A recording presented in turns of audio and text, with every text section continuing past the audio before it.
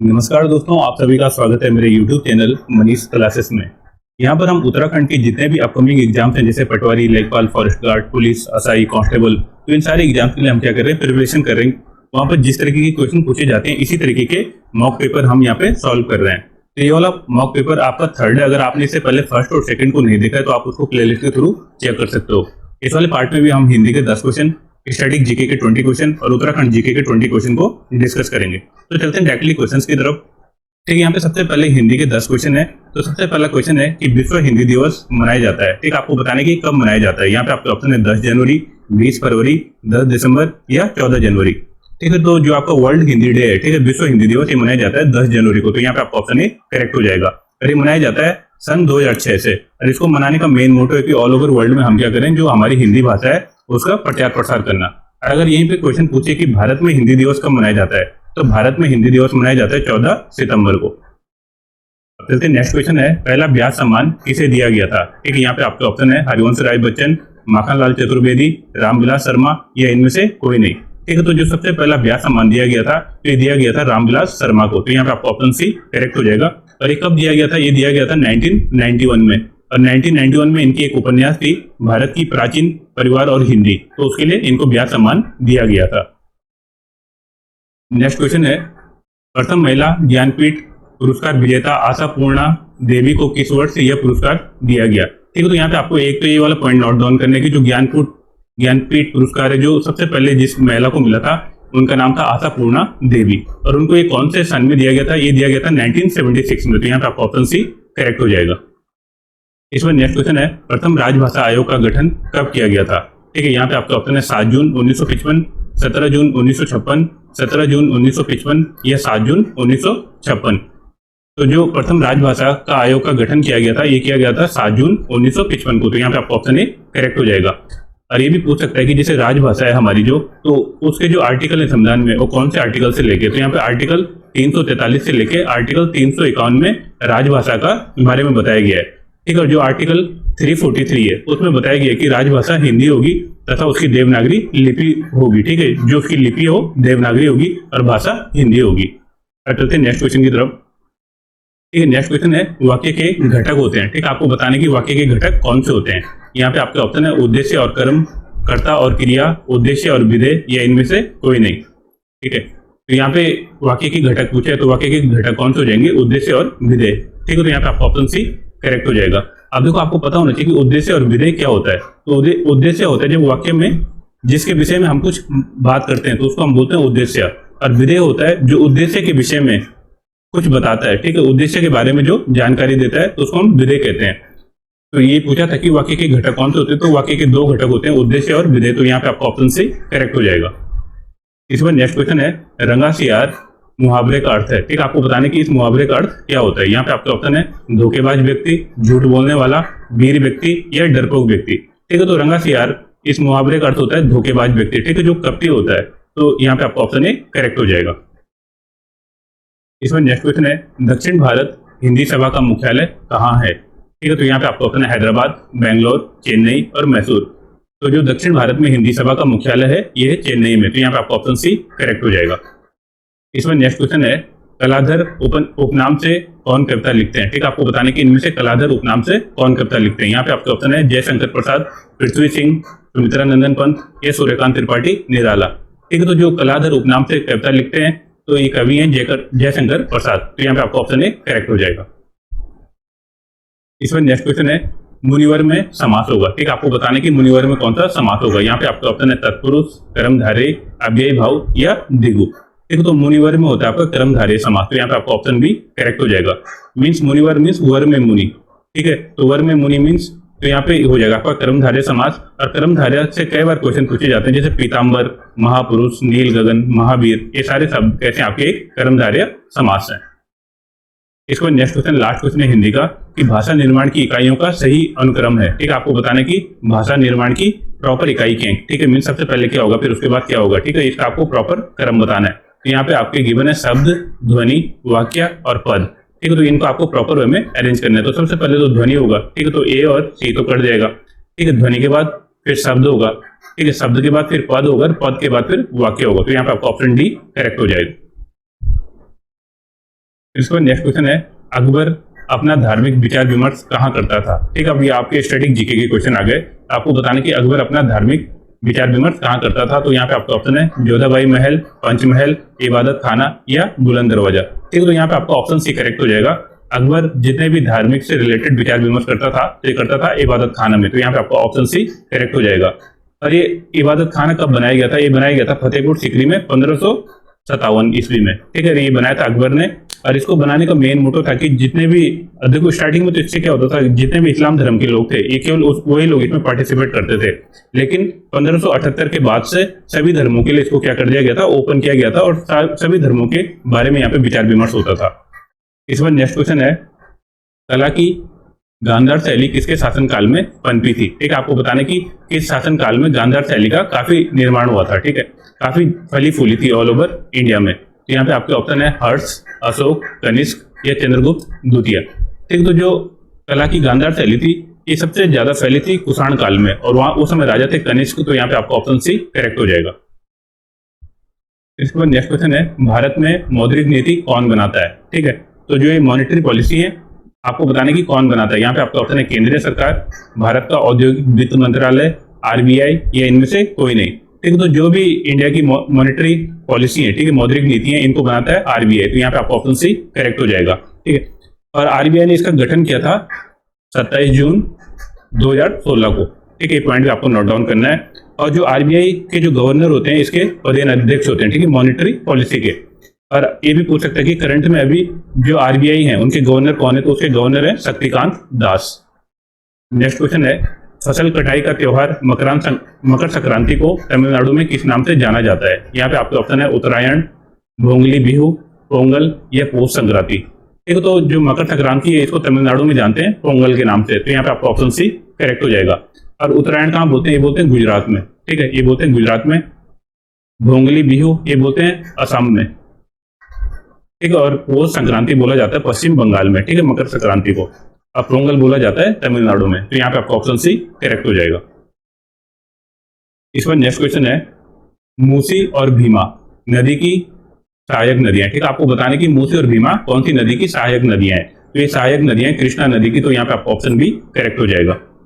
इस पर next question है, मलिमत कमेटी की रिपोर्ट से संबंधित है। ठीक है, आपको बताने की मलिमत कमेटी किससे संबंधित थी। यहाँ पे आपका ऑप्शन है न्यायिक देरी, कपड़ा क्षेत्र में सुधार, आपराधिक न्याय प्रणाली में सुधार या शेयर बाजार में सुधार। तो जो मलिमत समिति है ये आपकी आपराधिक न्याय प्रणाली में सुधार से रिलेटेड। तो यहाँ पे आपका ऑप्शन सी करेक्ट हो जाएगा। और इसकी स्थापना हुई थी 2000 में। ठीक है, मलिमत कमेटी बनी थी सन 2000 में।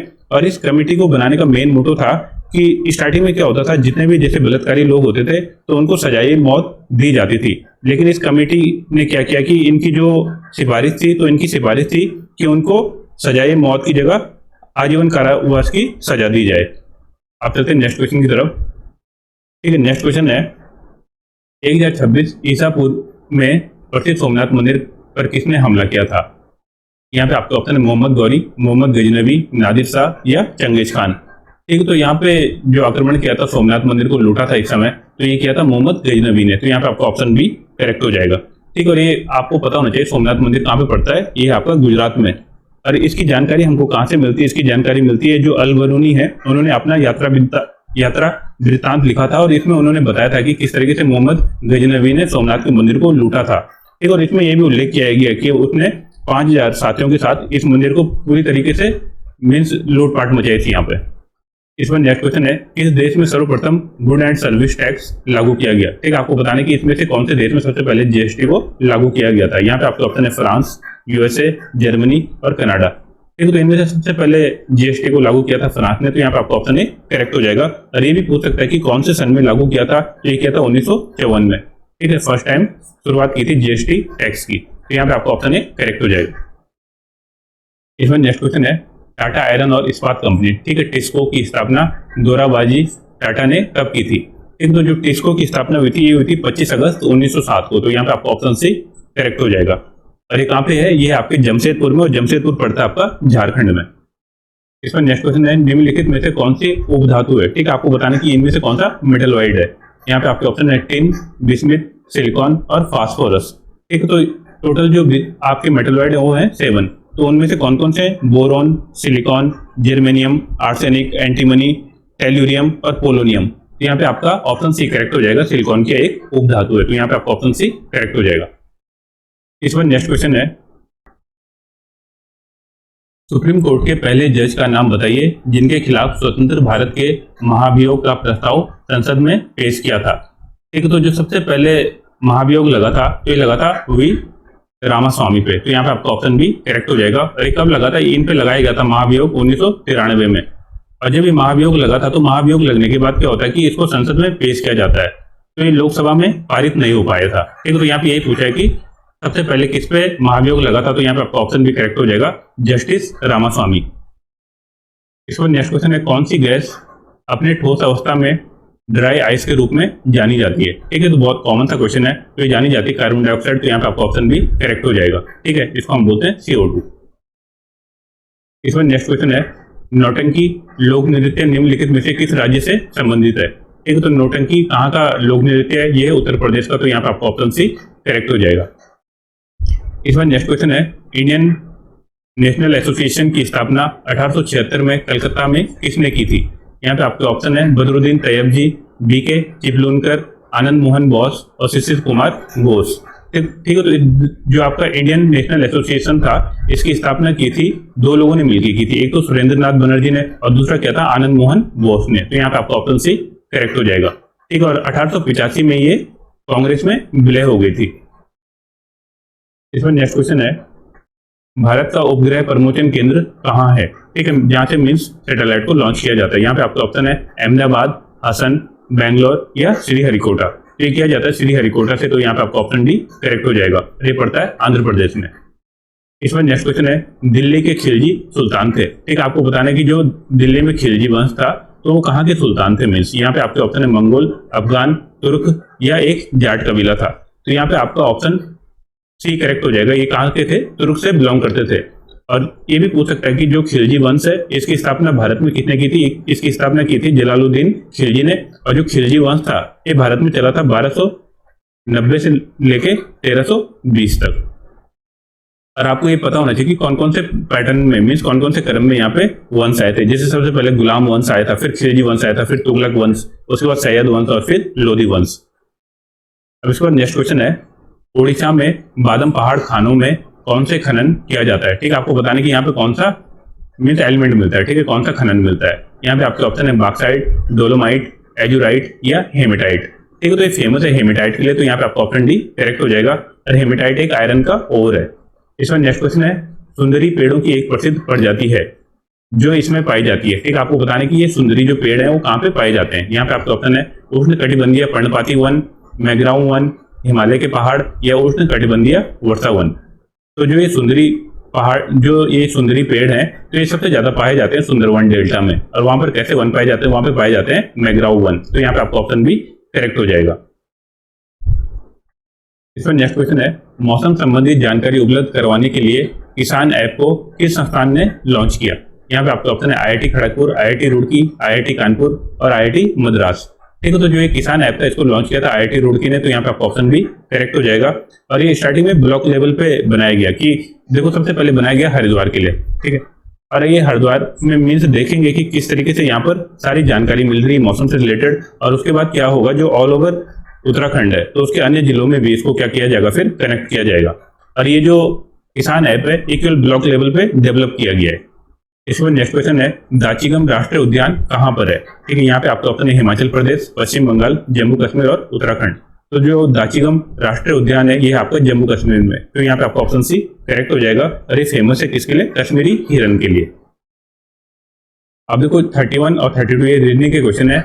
यहाँ पे आपको बताना है कि f को अगर 216 लिखा गया तो हम l को क्या लिखेंगे। यहाँ पे देखो f की पोजीशन होती है अल्फाबेटिकली सीरीज में 6। तो यहाँ पे 6 का क्यूब किया तो कितना आ गया? 216।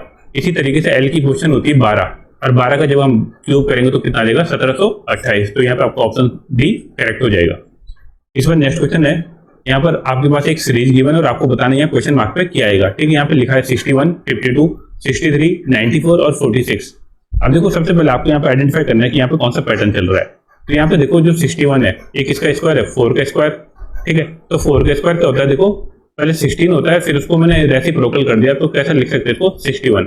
इसी तरीके से देखो यहाँ पे 5 का स्क्वायर, ठीक है, 5 का स्क्वायर करोगे तो 25 और 25 को फिर मैं रेसिप्रोकल करूंगा तो कितना आ जाएगा, ये मीन्स इसके नंबर को मैं इंटरचेंज कर दूंगा तो इसको मैं लिख सकता हूँ 52। इसी तरीके जैसे 63 है तो 6 का क्यूब किया तो कितना आया 36, और फिर 36 को मैंने इंटरचेंज किया पोर्शन को तो कैसे लिख सकता हूँ इसको 63। तो मीन्स यही वाला पैटर्न चल रहा है। फिर ये 7 का स्क्वायर 49 को फिर मैंने इंटरचेंज कर दिया, फिर इसी तरीके से 8 का स्क्वायर 64 को मैंने इंटरचेंज कर दिया। अब यहाँ पे क्या होगा 9 का स्क्वायर आएगा, ठीक है, तो 9 का स्क्वायर जब करोगे तो कितना आ जाएगा 81, और 81 को मैं इंटरचेंज करूंगा इसकी पोर्शन को तो क्या आ जाएगा 18, ठीक है। तो 18 यहाँ पे आपका आंसर आ जाएगा, क्वेश्चन मार्क की जगह क्या आएगा 18 आएगा, तो यहाँ पे आपका ऑप्शन ए करेक्ट हो जाएगा। इस बार नेक्स्ट क्वेश्चन एक कंप्यूटर के क्वेश्चन है, ठीक है। अब आपको यहाँ पे बताना है कि VLSI का फुल फॉर्म क्या होता है। तो VLSI का फुल फॉर्म होता है वेरी लार्ज स्केल इंटीग्रेशन, ठीक है। तो यहाँ पे आपका ऑप्शन ए करेक्ट हो जाएगा। और जो VLSI है ये क्या एक सर्किट होता है, और इस सर्किट को हम मोस्टली यूज करते हैं, ठीक है। माइक्रो प्रोसेसर होता है और इसका बेसिकली यूज करते हैं जैसे पर्सनल कंप्यूटर में, ग्राफिक कार्ड में, ठीक है, जितने भी हमारे मोबाइल फोन है तो इन सब में क्या होता है VLSI सिस्टम का यूज होता है। इस पर नेक्स्ट क्वेश्चन है मैग्नेटिक ड्रम्स क्या है। यहाँ पे आपके ऑप्शन है input device, output device, storage device या सॉफ्टवेयर। तो जो मैग्नेटिक डिवाइस है तो स्टार्टिंग में जब कंप्यूटर की फर्स्ट जनरेशन थी तो उसमें हम क्या करते थे स्टोर करने के लिए इनका यूज करते थे। तो ये कैसी डिवाइस है, एक स्टोरेज डिवाइस है, तो यहाँ पे आपका ऑप्शन सी करेक्ट हो जाएगा। और ये भी पूछ सकता है कि इसकी खोज किसने की थी, तो इसकी खोज की थी गॉस्टव टॉस्चेक ने, और ये की थी 1932 में, ठीक है। इसकी खोज की थी गॉस्टव टॉस्चेक ने, अरे कब की थी, ये की थी 1932 में, और ये बिलोंग करते हैं ऑस्ट्रिया से, ठीक। अब आपके जितने भी उत्तराखंड के क्वेश्चंस हैं, अब आपके यहाँ पे सबसे पहला क्वेश्चन है कि चंद शासन काल में शिव का संबंध था, ठीक है। आपको बताना कि चंद शासन काल में जो स्वीकार लिया जाता था वो किससे रिलेटेड था। यहाँ पे आपके ऑप्शन है लेखक को देकर, राज सेवकों के लिए लिया कर, राजा के राजकुमारों को दी जाने वाली भेंट या सयानों को देकर, ठीक है। तो जो चंद शासन काल में स्वीकार लिया जाता था ये लिया जाता है राज सेवकों के लिए लिया जाता था, तो यहाँ पे आपका ऑप्शन भी करेक्ट हो जाएगा, ठीक है। अब इसके बाद नेक्स्ट क्वेश्चन है कमिश्नर ट्रेल के द्वारा साल के पेड़ों की कटाई पर कब रोक लगाई गई थी, ठीक है। आपको बताने की कौन से सन में साल के पेड़ों पे रोक लगा दी गई थी कि इनको काटना नहीं है। यहाँ पे आपके ऑप्शन है 1824, 1836, 1834 और 1826, ठीक है। तो ये रोक लगाई थी कमिश्नर ट्रेल ने 1826 में, तो यहाँ पे आपका ऑप्शन डी करेक्ट हो जाएगा, ठीक है। इसमें नेक्स्ट क्वेश्चन है कथाकार निशंक और जीवन मूल्य नामक पुस्तक के लेखक कौन है, ठीक है। आपको बताने की इस बुक के राइटर कौन है, ठीक। तो इस वाली बुक के राइटर है यहाँ पे योगेंद्र नाथ शर्मा, तो यहाँ पे आपका ऑप्शन भी करेक्ट हो जाएगा, ठीक है। इस पर नेक्स्ट क्वेश्चन है उत्तराखंड जनजातियों का इतिहास पुस्तक के लेखक कौन है, ठीक है। इस तरीके के क्वेश्चन कई बार पूछे जाते हैं आपसे जो बुक और राइटर से रिलेटेड होते हैं, तो आपको इन सबको बाय हार्ट याद कर लेना है। तो ये जो पुस्तक लिखी है ये लिखी है जयसिंह रावत ने, तो यहाँ पे आपका ऑप्शन डी करेक्ट हो जाएगा। इस पर नेक्स्ट क्वेश्चन है पर्यावरणविद सुंदरलाल बहुगुणा का जन्म कब हुआ था, ठीक है। आपको बताना कि इनका जन्म कब हुआ था, तो इनका जन्म हुआ था 9 जनवरी 1927 को, तो यहाँ पे आपका ऑप्शन सी करेक्ट हो जाएगा। और ये इनका जन्म हुआ था टिहरी में, मरोड़ गांव पड़ता है एक, तो वहां पे इनका जन्म हुआ था। और इनका बहुत ज्यादा इंपॉर्टेंट रोल था, जैसे चिपको आंदोलन के ये बहुत प्रमुख नेता थे। साथ ही साथ जब टिहरी डैम बन रहा था तो उसके विरोध में भी काफी इन्होंने आंदोलन किया था, और लास्ट ईयर इनकी मृत्यु हो गई थी, तो ये भी आपको नोट डाउन करने कई बार पूछा जा सकता है। तो इनकी मृत्यु हुई थी 21 मई 2021 को। इसमें नेक्स्ट क्वेश्चन है मोचंग वाद्य यंत्र है, ठीक है। तो आपको बताने की मोचंग कैसा यंत्र है, यहाँ पे घनवाद, सातवाद, चरमवाद या सुशिरवाद। तो जो मोचंग है तो ये देखो मुंह से बजाया जाता है, ठीक है। और मुंह में हम क्या करते हैं फिर उसमें हवा भरते हैं, ठीक है, मीन्स फूंक के माध्यम से बजाते हैं, तो यहाँ पे आपका ऑप्शन डी करेक्ट हो जाएगा। मोचंग एक सुशिरवाद्य यंत्र है, ठीक है। और इसका बेसिकली जो भी पशु चारक होते हैं ये लोग मीन्स पहले इनको बजाते थे जब भी अपने पशुओं को चराने के लिए ले जाते थे। और अगर कभी पूछे कि सुशिरवाद्य यंत्र के और कौन कौन से मीन्स एग्जाम्पल हैं, तो सब जैसे आपका अलगोजा है, मसक बीन है, रणसिंगा है, तो ये सारे कैसे हैं सुशिरवाद्य यंत्र हैं। इसमें नेक्स्ट क्वेश्चन है घर जवें सुप्रसिद्ध फिल्म के निर्माता कौन है। यहाँ पे आपके ऑप्शन है पराशर गौड़, विश्वेश्वर दत्त नौटियाल, बलराज नेगी या अनुज जोशी, ठीक है। तो जो घर जवें है ये बहुत फेमस मूवी थी और इसके जो निर्माता थे ये थे विश्वेश्वर दत्त नौटियाल, तो यहाँ पे आपका ऑप्शन भी करेक्ट हो जाएगा। और ये कब बनी थी, ये बनी थी 1985 में ये वाली मूवी, और ये बहुत चली थी। और जब दिल्ली के संगम सिनेमा हॉल में इसको लगाया गया था तो वहाँ कंटिन्यू लगभग 29 हफ्तों तक ये चली थी, ठीक है, 29 सप्ताह तक ये चली थी। अरे भी पूछ सकता है कि जो ये घर जवें मूवी है उसके अभिनेता कौन थे, तो उसके अभिनेता थे बलराज नेगी, ठीक है। बलराज नेगी उसके अभिनेता थे। और अगर अभिनेत्री की बात करें तो शांति चतुर्वेदी इसकी अभिनेत्री थी। इस बार नेक्स्ट क्वेश्चन है, दुनाव जल विद्युत परियोजना राज्य में किस नदी पर है? ठीक है, यहाँ पे आपका ऑप्शन है भागीरथ, पूर्वी धौलीगंगा, पूर्वी रामगंगा या नयार नदी। ठीक है, तो जो दुनाव जल विद्युत परियोजना ये काफी छोटी परियोजना है और ये है आपकी नयार नदी पे, तो यहाँ पे आपका ऑप्शन डी करेक्ट हो जाएगा और ये पड़ती है पौड़ी में। ठीक है, जल विद्युत योजना है पौड़ी में। इस पर नेक्स्ट क्वेश्चन है, फूलदेई त्योहार किस महीने में मनाया जाता है? ठीक है, तो फूलदेई त्योहार काफी ज्यादा फेमस है उत्तराखंड में और ये मनाया जाता है चैत्र के माह में, तो यहाँ पे आपका ऑप्शन भी करेक्ट हो जाएगा। और इस त्योहार में क्या करते हैं, जो बच्चे होते हैं वो घरों की दहलीज पे फूल डालते हैं पूरे एक मंथ के लिए।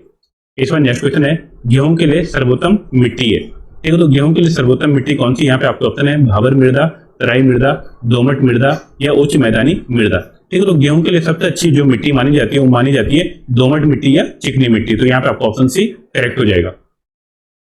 इस बार नेक्स्ट क्वेश्चन है कि नंदा देवी जय मंडलिया सुरक्षित क्षेत्र का क्षेत्रफल कितना है? ठीक है, तो जो नंदा देवी बायोस्फीयर है इसका टोटल एरिया है 624 किलोमीटर स्क्वायर के आसपास, तो यहाँ पे आपका ऑप्शन ए करेक्ट हो जाएगा।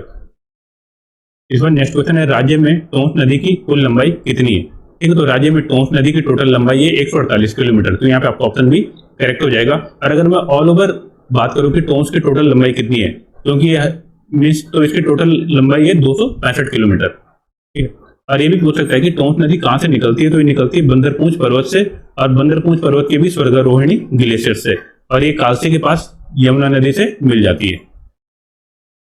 इस पर नेक्स्ट क्वेश्चन है कि सुभाषनी बर्तवाल का संबंध है। ठीक, आपको बताने कि इनका संबंध किससे था। यहाँ पे आपके ऑप्शन है मसूरी कांड, खटीमा कांड, समाज सेवी या झंडा सत्याग्रह। तो जो सुभाषनी बर्तवाल है इनका संबंध था मसूरी कांड से, तो यहाँ पे आपका ऑप्शन ए करेक्ट हो जाएगा। और जब ये राज्य आंदोलन के दौरान इन पे सीबीआई मुकदमा भी हुआ था। ठीक है, और ये सबसे पहली महिला है जिनमें सीबीआई मुकदमा हुआ था, ठीक है, राज्य आंदोलन के दौरान। इस पर नेक्स्ट क्वेश्चन है, मकरपुर किसका प्राचीन नाम है? ठीक है, यहाँ पे आपका ऑप्शन है किच्छा, बड़कोट, सितारगंज या खटीमा। ठीक है, तो मकरपुर प्राचीन नाम है खटीमा का, तो यहाँ पे आपका ऑप्शन डी करेक्ट हो जाएगा। इस बार नेक्स्ट क्वेश्चन है, नंदी निम्न में से किस पवार शासक का सेनापति था? ठीक है, तो नंदी था मानसा का, तो यहाँ पे आपका ऑप्शन सी करेक्ट हो जाएगा। ये मानसा के क्या थे? सेनापति थे। और मानसा आपको पता होना चाहिए कि जो मानसा थे ये अकबर और जहांगीर के समकालीन थे, और मानसा के दरबारी कवि थे एक बहुत फेमस भरत कवि। ठीक है, भरत कवि, तो इन्होंने एक बुक लिखी है मानोदय काव्य। ठीक है, मानोदय काव्य, और जो ये रचना है ये पंवार वंश की सबसे प्राचीनतम रचना है, तो ये भी आपको नोट डाउन करना है क्योंकि कई बार पूछा जाता है कि मानोदय काव्य किसने लिखी है, तो इसके राइटर है भरत कवि। और ये लास्ट क्वेश्चन है, यहाँ पर आपके पास पूछा है कि निम्नलिखित में से किसने श्रीदेव सुमन की हड़ताल को ऐतिहासिक अनशन की संज्ञा दी थी? ठीक है, यहाँ पे आपके ऑप्शन है यशोधर मठपाल, गोविंद बल्लभ पंत, बद्रीदत्त पांडे या शेखर पाठक। तो ऐतिहासिक अनशन कहा था इसको शेखर पाठक जी ने, तो यहाँ पे आपका ऑप्शन डी करेक्ट हो जाएगा। ठीक है, बाकी बेसिक से क्वेश्चन पूछे जाते हैं श्रीदेव सुमन से कई बार कि इनका जन्म कब हुआ, तो इनका जन्म हुआ था 25 मई 1916 को। और कभी कभी ये भी पूछ लेता है कि इनकी मृत्यु कब हुई थी, तो इनकी मृत्यु हुई थी 25 जुलाई 1944 को। ठीक है, और साथ ही साथ जो श्रीदेव सुमन जी थे ये सुमन सौरभ नाम से भी कई कविताएं इन्होंने अपनी क्या की प्रकाशित की। आई होप आपको 50 क्वेश्चंस अच्छे लगे होंगे। मिलते हैं नेक्स्ट वीडियो में। नेक्स्ट पार्ट में भी हम इसी तरीके के 10 क्वेश्चन हिंदी के, 20 क्वेश्चन स्टैटिक जीके के और 20 क्वेश्चन उत्तराखंड के लेंगे। तब तक के लिए थैंक यू, बाय।